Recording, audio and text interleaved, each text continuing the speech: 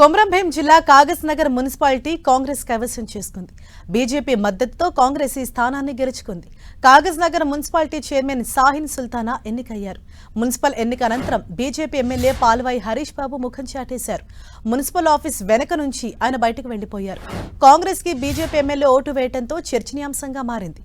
Congress minority chairman అభ్యర్థికి MLA vote వేయడంతో BJP శ్రేణులు అసంతృప్తికి గురయ్యారు.